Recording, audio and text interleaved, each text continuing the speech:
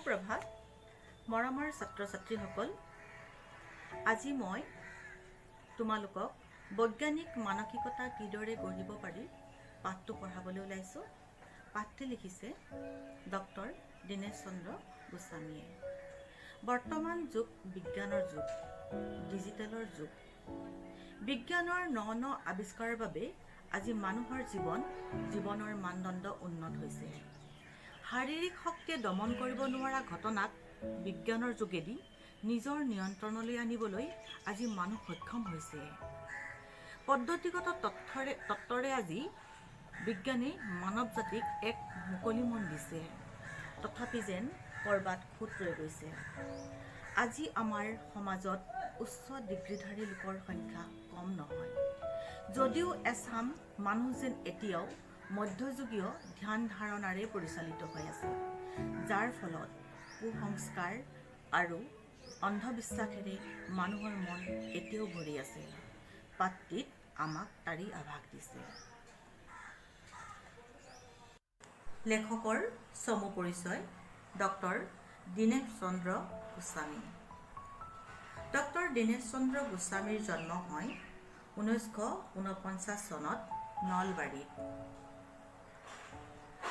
Doctor গোস্বামীয়ে ৰঙিয়া হাইস্কুলৰ পৰা 1963 চনত মেট্ৰিক পৰীক্ষাত উত্তীৰ্ণ হয় গুৱাহাটীৰ কটন কলেজত কলেজীয়া শিক্ষা গ্ৰহণ কৰে। পৰৱৰ্তী সময়ত তেওঁ গুৱাহাটী বিশ্ববিদ্যালয়ৰ পৰা পদাৰ্থ বিজ্ঞান বিষয়ত স্নাতকোত্তৰ আৰু PhD ডিগ্ৰী লাভ কৰে। তেখেতৰ কৰ্মজীৱন আৰম্ভ হয় গুৱাহাটী বি বৰুৱা কলেজত আৰু পিছলৈ তেওঁ কটন কলেজৰ শিক্ষক হিচাপে, পিছত নতুন দিল্লীৰ বৈজ্ঞানিক আৰু ঔদ্যোগিক গৱেষণা পৰিষদৰ CSIR আৰু যোৰহাটত থকা আঞ্চলিক গৱেষণাগাৰ RRLত বৈজ্ঞানিক হিচাপে সেৱা আগবঢ়ায়। তেখেতে আঞ্চলিক গৱেষণাগাৰৰ সঞ্চালক পৰ্যায়ৰ বিজ্ঞানী আৰু উপদেষ্টা হিচাপে 2009 চনত অৱসৰ গ্ৰহণ কৰে। অসমীয়া বিজ্ঞান সাহিত্য জগতলৈ ডক্টৰ দীনেশ চন্দ্ৰ গোস্বামীৰ অৱদান অশেষ। তেওঁৰ জনপ্ৰিয় বিজ্ঞান, পপুলাৰ ছায়েন্স আৰু কল্পবিজ্ঞান ছায়েন্স ফিকশ্যন বিষয়ক প্ৰায় 250খনমান গ্ৰন্থ ৰচনা কৰে। সেইবোৰৰ ভিতৰত উল্লেখযোগ্য কেইখনমান হ'ল বৈজ্ঞানিক মন, বৈজ্ঞানিক মানসিকতা, শতাধিক মহান বিজ্ঞানীৰ জোনাকীৰ জিলিকনি, উষ্ণ প্ৰবাহ, মোহনীয় বিশ্বব্ৰহ্মাণ্ড আৰু শব্দ, নিৰন্তৰ শব্দ। এতিয়ালৈকে ডক্টৰ গোস্বামীয়ে অনুবাদ কৰা 17খন গ্ৰন্থ প্ৰকাশিত হৈছে। দৃষ্টি নামৰ বিজ্ঞান বিষয়ক আলোচনীখনৰ তেওঁ কেইবাবছৰো সম্পাদক আছিল। তাৰোপৰি অসম সাহিত্য সভাই প্ৰকাশ কৰা বিশ্বাকোষৰ বিজ্ঞান বিষয়ৰ খণ্ড 3টাৰ তেওঁ মুখ্য সম্পাদক আছিল। ইয়াৰ উপৰিও ডক্টৰ গোস্বামীয়ে অনেক তত্ত্বগধুৰ প্ৰবন্ধ পাতি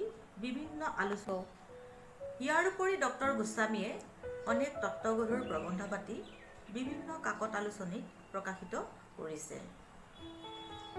আমাৰ পাঠ্য বৈজ্ঞানিক মানসিকতা কিদৰে গঢ়িব পাৰোঁ পাঠটি তেখেতৰ বৈজ্ঞানিক মন, বৈজ্ঞানিক মানসিকতা নামৰ গ্ৰন্থখনৰ পৰা তুলি অনা হৈছে আৰু ই এটা পৰিৱৰ্ধিত আৰু সম্পাদিত ৰূপতহে লোৱা হৈছে। এয়া ডক্টৰ দীনেশ চন্দ্ৰ গোস্বামী। আমি কেনেকৈ বিশ্বকোষ কৰিলোঁ ডক্টৰ দীনেশ চন্দ্ৰ গোস্বামীৰ। প্ৰশ্নৰ সন্ধানত বিজ্ঞানৰ কেতবোৰ উত্তৰ, বিজ্ঞানৰ বিনন্দীয়া জগত, কিতাপৰ বিচিত্ৰ জগত। এতিয়া আহোঁ পাঠটিৰ মাজলৈ। মানুহে সদায় নজনা কথা জানিব খোজে, নুবুজা কথা সদায় বুজি ল'ব খোজে। এনে অনুসন্ধিৎসু মন মানুহৰ আদিম কালতেই জন্ম হৈছিল। মানুহক জীৱৰ শ্ৰেষ্ঠ বুলি কোৱা হয়, কাৰণ জীৱৰ ভিতৰত একমাত্ৰ মানুহৰেই আছে কথা ভাঙি পাতি চাব পৰা, ফঁহিয়াই চাব পৰা, ফঁহিয়াই চাই বুজি ল'ব পৰা বুদ্ধিশক্তিৰ। এই অনুসন্ধিৎসু মন আৰু বুদ্ধিৰ বাবেই মানুহ আজি উন্নতিৰ জখলাৰে আগুৱাই যাবলৈ সক্ষম হৈছে। প্ৰকৃতিৰ নানা সত্য, নানা ৰহস্য উদ্ঘাটন কৰিছে আৰু প্ৰকৃতিৰ শক্তি আৰু সম্পদক ব্যৱহাৰ কৰি জীৱনৰ মানদণ্ড উন্নত কৰিছে। যেতিয়াই মানুহে বস্তু আৰু ঘটনাক লক্ষ্য কৰিব শিকিলে, জানিবলৈ বুজিবলৈ আগ্ৰহ প্ৰকাশ কৰিলে আৰু জানি বুজি সেই ঘটনা পৰিঘটনাক নিজৰ আয়ত্তলৈ আনিবলৈ নানা বস্তু আৱিষ্কাৰ কৰি গৈ থাকিল, তেনে প্ৰক্ৰিয়াতে বিজ্ঞানৰ প্ৰক্ৰিয়াৰো আৰম্ভ হ'ল। এক কথাত আমাৰ বিশ্বব্ৰহ্মাণ্ডখনৰ ৰহস্য উদ্ঘাটনৰ ব্যৱস্থাটোকে বিজ্ঞান বুলি ক'ব পাৰোঁ। কিন্তু ই হ'ব লাগিব পদ্ধতিগত আৰু সুসংবদ্ধ ব্যাখ্যা বা সমাধান দিব পৰা বিধৰ। তেতিয়াহ'লে বিজ্ঞানীৰ কাম কি? তাৰ উত্তৰত ক'ব পৰা যায়, কোনো বস্তু বা ঘটনা পৰ্যবেক্ষণ কৰা, জোখ-মাপ লোৱা, সত্যৰ অনুসন্ধান কৰা বা তাৰ ধৰ্ম বা চৰিত্ৰ সহিয়াই চাই কোনো এটা সিদ্ধান্তলৈ অহা, এইবোৰ হ'ল বিজ্ঞানীৰ কাম। আদিম মানুহ এজনে শিলত শিল দলিয়াই থাকোঁতে জুই জ্বলি উঠিল। তেওঁ সেই জুই তোলা প্ৰক্ৰিয়াটো বাৰে বাৰে কৰি চালে। জুইৰ ধৰ্ম অধ্যয়ন কৰিলে, জুইৰ ব্যৱহাৰো শিকিলে। এইজনে জানো সৃষ্টিৰ প্ৰথম বিজ্ঞানী নহয়? এই বিজ্ঞানীজনৰ পদ্ধতিকে অলপ অলপকৈ সংশোধন কৰি গৈ থকাৰ লগে লগে সি বেছি সূক্ষ্ম, বেছি নিখুঁত হৈ পৰিল। আজিৰ বিজ্ঞানীজনে খালী চকুৰে পৰ্যবেক্ষণ আৰু পৰীক্ষা কৰাৰ সলনি উন্নত যন্ত্ৰ-পাতিৰ ব্যৱহাৰ কৰিছে, উন্নত কৌশল প্ৰয়োগ কৰিছে। পৰ্যবেক্ষণৰ বাবে তেওঁলোকে এক্স ৰশ্মিৰ দূৰবীণ, আলোকীয় বা ৰেডিঅ' দূৰবীণ, অণুবীক্ষণ যন্ত্ৰ, লেজাৰ ৰশ্মি, অপ্টিকেল ফাইবাৰ আদি কি বস্তুৰ ব্যৱহাৰ কৰা নাই। পৰীক্ষাৰ বাবে উন্নত তৰ্জুৰ পৰা আৰম্ভ কৰি পদাৰ্থ কণা-তৰকৰ দৰে হেজাৰ হেজাৰ বস্তু আজিৰ বিজ্ঞানীয়ে আৱিষ্কাৰ কৰিছে। এইখিনিতে এটা প্ৰশ্নৰ উদয় হয়, প্ৰথম বিজ্ঞানীজনৰ পৰা আৰম্ভ কৰি বৰ্তমানলৈকে বিজ্ঞানীসকলৰ চিন্তাধাৰা কেনে? সকলো বিজ্ঞানী একে সফলতা অৰ্জন কৰিব পাৰিছেনে? উত্তৰত ক'ব পাৰি, প্ৰথম বিজ্ঞানীজনৰ জ্ঞানৰ নমুনা আছিল জুই কেনেকৈ জ্বলে, এই জুই এঠাইৰ পৰা আন ঠাইলৈ কেনেকৈ লৈ যাব পৰা হয়। তাৰ বাবে তেওঁলোকে নানা বস্তু ঘঁহি চাইছিল, জুই ধৰি ৰাখিবলৈ চেষ্টা কৰিছিল। আজিৰ বিজ্ঞানীজনৰ প্ৰশ্নবোৰৰ নমুনা অলপহে বেলেগ। মেলেৰিয়া জ্বৰ যে হয়, কিয় হয়? কিহে এই ৰোগ বিয়পায়? ইয়াৰ প্ৰতিৰোধ কেনেকৈ কৰিব পাৰি? নাইবা চৰাইবোৰ যে আকাশত উৰি ফুৰিব পাৰে, কেনেকৈ পাৰে? যদি সিহঁতৰ পাখি থকাৰ বাবেই এই কাম সম্ভৱ হৈছে, তেন্তে আমি মানুহে পাখি দুখন পিন্ধি বতাহত উপঙি থাকিব নোৱাৰিমনে? হয়তো কোনোৱে চেষ্টাও কৰি চাইছিল। আকৌ কোনো বিজ্ঞানীয়ে প্ৰশ্ন কৰে, আমাৰ পৃথিৱীখনৰ জন্ম কেনেকৈ হ'ল? ইয়াৰ আকাৰ কেনেকুৱা, গঠন কি, বয়স কিমান, ইত্যাদি ইত্যাদি। বিজ্ঞানৰ এই ধাপে ধাপে আগবঢ়া প্ৰক্ৰিয়াৰ বাবেই আজি আমি আদিম অৱস্থাৰ নাঙঠ ৰূপৰ পৰা কাপোৰ পিন্ধিবলৈ শিকিলোঁ, কেঁচা মঙহৰ পৰিৱৰ্তে সিজাই খাব শিকিলোঁ, গুহাৰ পৰিৱৰ্তে ঘৰ সাজি থাকিবলৈ শিকিলোঁ। প্ৰকৃতিৰ এই নতুন নতুন দ্ৰব্য, শক্তি আৰু পৰিঘটনাক নিজৰ আয়ত্তলৈ আনিব পৰাৰ বাবেই আজি আমি জ্ঞানৰ পিয়াহ গুচাব পাৰিছোঁ। বিজ্ঞানেই মানৱ জাতিৰ উন্নতিৰ মূল। হয়, কথাষাৰ অস্বীকাৰ কৰাৰ কোনো অৱকাশেই নাই। এই উন্নতিৰ মূল বীজ হৈছে মানুহৰ বৈজ্ঞানিক চিন্তাধাৰা, বৈজ্ঞানিক মনোভাৱ আৰু বৈজ্ঞানিক পদ্ধতি। বিজ্ঞান যিমানেই আগ নবাঢ়ক লাগে, মানুহৰ চিন্তাধাৰা, মনোভাৱ, জীৱন ধাৰণৰ পদ্ধতি যদি মুকলি মনৰ নহয়, তেতিয়াহ'লে বিজ্ঞানৰ অৱদান আশীৰ্বাদ নহয়, অভিশাপহে হ'ব। বিজ্ঞানীসকলৰ ধৰ্ম এনে হোৱা উচিত, যেতিয়া কোনো এটা কাৰ্য লক্ষ্য বা পৰ্যবেক্ষণ কৰা হয় আৰু বহু সময় ধৰি তথ্যবোৰ পৰীক্ষা নিৰীক্ষাৰ সহায়ত এনে এটা পৰিঘটনা হ'ব লাগে বুলি এটা উপকল্প বা ধাৰণাৰ সৃষ্টি কৰে, তাৰ পিছত আকৌ নতুন পৰ্যবেক্ষণেৰে চাই আগৰ ধাৰণাটো যদি ভুল বা মিছা বুলি জানিব পাৰে, তেতিয়া আগৰ মিছা প্ৰতিপন্ন হোৱা ধাৰণাটো এৰি পেলায়। এয়া হৈছে মুকলি মনৰ কথা, আৰু বিজ্ঞানৰ গোটেই পদ্ধতিটোত এই মুকলি মনৰ গুৰুত্ব বৰ বেছি।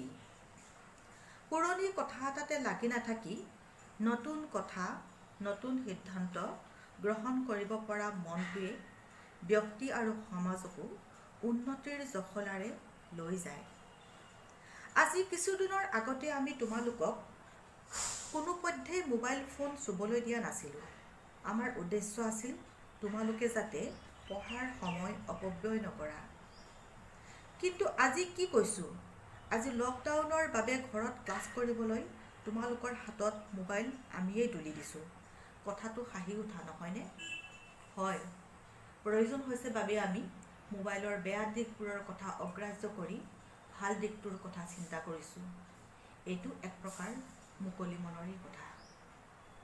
কোনোৱে আকৌ বোপা ককাৰ দিনৰে পৰা এনেদৰেই খেতি কৰি আহিছোঁ, ৰাসায়নিক সাৰ প্ৰয়োগ নকৰাকৈ। এতিয়া কিয় কৰিম? বজাৰৰ বীজ কিয় আনিম? ঘৰতে পুৰণি বীজ আছে নহয়। আমাৰ শ্ৰদ্ধ পুৰুষে কোনেও বেজী চিটা নোলোৱাকৈ ডাঙৰ হ'ল, এটা বেমাৰ নাই। এতিয়া কতখন বেজী চিটা ওলাইছে। মোৰ ল'ৰা ছোৱালীক এইবোৰ দিবলৈ নিদিওঁ দেই। এনেদৰে ঠেক মনৰ মানুহে নিজৰ সন্তানক বিপদৰ মাজলৈ ঠেলি দিয়াৰ নজৰো এইখন পৃথিৱীত নথকা নহয়। তেওঁলোকৰ মগজে ঢুকি নাপায় যে বৰ্তমানে উপলব্ধ বেজী চিটাসমূহ বহু পৰীক্ষা নিৰীক্ষাৰ অন্তত আৱিষ্কাৰ হৈছে আৰু ই আগতীয়াকৈ সুৰক্ষা দিব পৰা প্ৰতিষেধকহে। তেনে লোকে কোনো কথা মুকলি মনেৰে চিন্তা নকৰে আৰু নিজৰ কিবা ব্যৱস্থা লোৱাৰ সলনি ভাগ্যৰ ওপৰত বিশ্বাস কৰি বহি থাকে। এনে উদাহৰণ আৰু অনেক আছে। আমি এনে কিছু উদাহৰণ দাঙি ধৰাৰ চেষ্টা কৰিম, যিবোৰ তোমালোকে কুসংস্কাৰী বোলা বা অন্ধবিশ্বাসী বোলা। আগতে যেতিয়া বিজ্ঞানে কোনো প্ৰমাণ দিব পৰা অৱস্থা অহা নাছিল, তেতিয়া দেৱ দেৱতা, ভূত প্ৰেত বা কোনো অদৃশ্য শক্তিৰ কাৰ্যকৰণ বুলি যিকোনো পৰিস্থিতিক মানি লৈছিল। বৰ আই, সৰু আই আদি ওলালে শীতলা দেৱী বা অন্য কোনো দেৱীৰ ৰোষত পৰা বুলি মানুহে ভাবিছিল।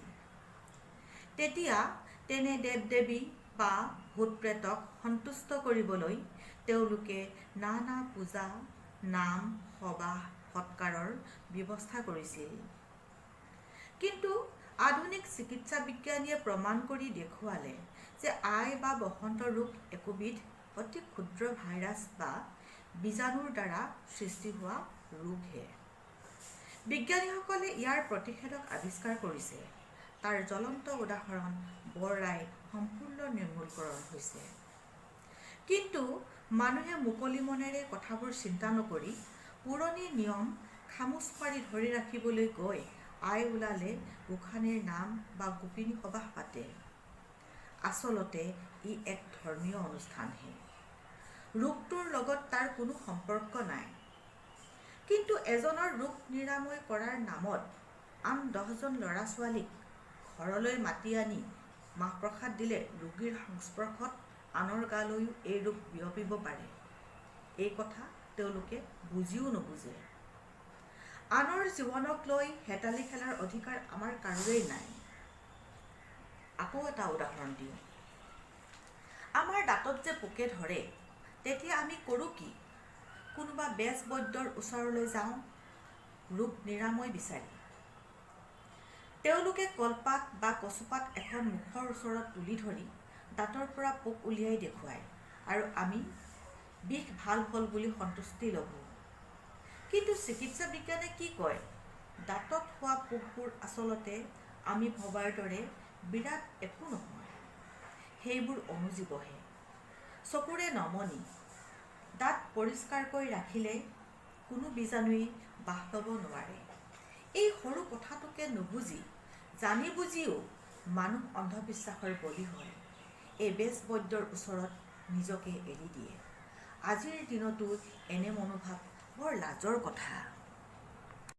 আঙুলি কাটি তেজ ওলালে আমাৰ বহুতে ভাবে নিজৰে তেজ যিহেতু চুহা মাৰি খাই থওঁ, অৰ্থাৎ নিজৰ তেজ নিজৰ শৰীৰতে থাকক।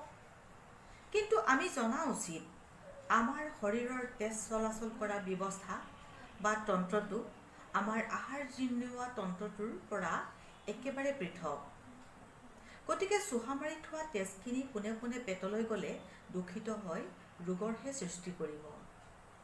সেই তেজখিনি পুনৰ আগৰ জেগালৈ গুচি নাযায়। এই সৰু কথাটোকেই মানুহে বুজিবলৈ চেষ্টা নকৰে।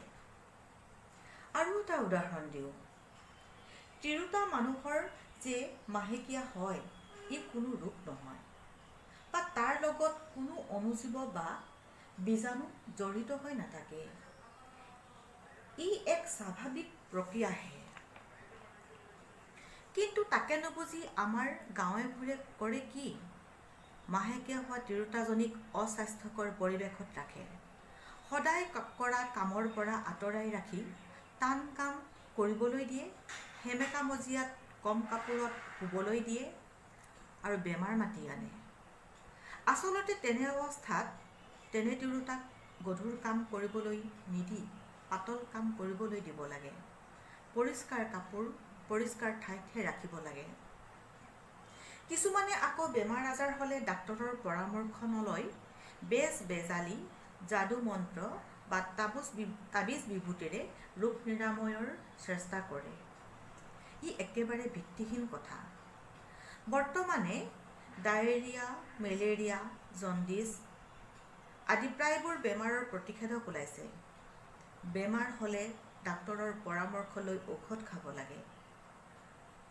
সমাজৰ কিছু চতুৰ আৰু স্বাৰ্থপৰ মানুহে আকৌ দুখীয়া তিৰোতাক ডাইনী আখ্যা দি অত্যাচাৰ কৰে, হত্যাও কৰে। বৰ্তমানে ঠায়ে ঠায়ে ই সঘনাই হ'ব ধৰিছে। বিজ্ঞানৰ ইমান অৱদানৰ পাছতো মানুহৰ এই অমানৱীয় আৰু নিকৃষ্ট মনোভাৱ কিমান মানুহৰ জীৱন ধ্বংস কৰিছে ভাবিলে ভয় লাগে। কিছুমান মানুহে আকৌ হঠাতে ৰাতি সপোনত কোনো শক্তিৰ পৰা ৰোগ নিৰাময়ৰ ঔষধ বা মন্ত্ৰ লাভ কৰা বুলি দাবী কৰে। কোনোৱে আকৌ অদ্ভুত শক্তিৰ অধিকাৰী হয় ভূত ভৱিষ্যতৰ কথাও কয়। এনে দাবীৰ কোনো ভিত্তি নাই আৰু সময়ত ই মিছা বুলি প্ৰমাণিত হয়। কিন্তু অন্ধবিশ্বাসী এচাম মানুহৰ পৃষ্ঠপোষকতাত এইবোৰ ঘটনা নিতৌ ঘটি থাকে। কুসংস্কাৰ আৰু অন্ধবিশ্বাসৰ বশৱৰ্তী হৈ কৰা এনে কামৰ আৰু বহুত উদাহৰণ আমাৰ মাজতেই আছে। আমি মানুহ, আমি জীৱশ্ৰেষ্ঠ। ভগৱানে আমাক কথাবোৰ গমি পিটি চাবলৈ, বুজিবলৈ আমাক এটা মন দিছে। আমি এই মনটোকে মুকলি মনেৰে চোৱা উচিত। বোপা ককাৰ দিনৰে পৰা চলি আহিছে বুলি অনিষ্টকাৰী বা প্ৰগতিত বাধাৰ সৃষ্টিকাৰী প্ৰথাবোৰ চলাই ৰাখিব নালাগে। বিধাতাই সকলো বিধান কৰিব বুলি ভাগ্যৰ ওপৰতো নিৰ্ভৰ কৰি বহি থাকিব নালাগে। নিজৰ ওপৰত বিশ্বাস ৰাখি বিজ্ঞানী এজনে যেনে চিন্তা মনত লৈ আগবাঢ়ে, তেনে চিন্তাৰেই আগবাঢ়িলেই আমি বৈজ্ঞানিক মনৰ অধিকাৰী হ'বৰ যোগ্য হ'ম আৰু আমাৰ বৈজ্ঞানিক মানসিকতাই সমাজৰ প্ৰগতিত অৰিহণা যোগাব বুলি আমাৰ বিশ্বাস। পাঠটি চাগে তোমালোকে বুজিলা। ভিডিঅ'টি বাৰে বাৰে চাবা আৰু শুনিবা। ভাল লাগিলে লাইক, শ্বেয়াৰ, ছাবস্ক্ৰাইব কৰিবলৈ নাপাহৰিবা। আজিলৈ আহোঁ। ধন্যবাদ।